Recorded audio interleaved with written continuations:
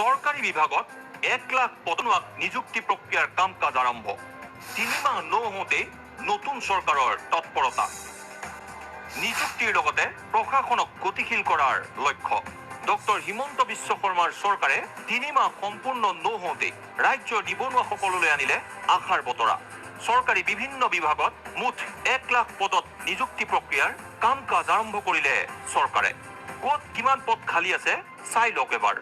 শিক্ষা বিভাগত 50,465টা পদত হ'ব নিযুক্তি গৃহ বিভাগত 20,248টা পদ খালী বন বিভাগত 3,000টা পদত হ'ব নিযুক্তি স্বাস্থ্য বিভাগত 9,500টা পদত হ'ব নিযুক্তি পশুপালন আৰু পঞ্চায়ত গ্ৰাম উন্নয়নত 5,000টা পদত হ'ব নিযুক্তি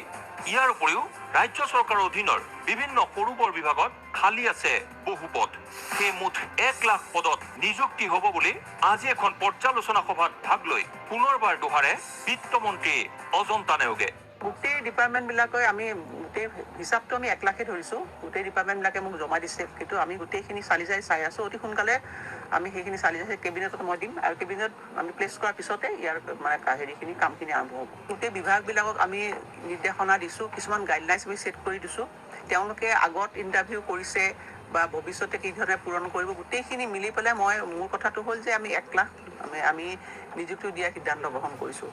প্ৰতিটো বিভাগৰ গুৰুত্ব অনুসৰি নিযুক্তিত অগ্ৰাধিকাৰ দি প্ৰশাসনক গতিশীল কৰাৰ লক্ষ্য লৈছে বুলি জানিবলৈ দিয়ে বিত্তমন্ত্ৰীয়ে প্ৰশাসনটো গতিশীল কৰা এনেকুৱা কিছুমান আমি পদ পূৰণ কৰিব লাগিব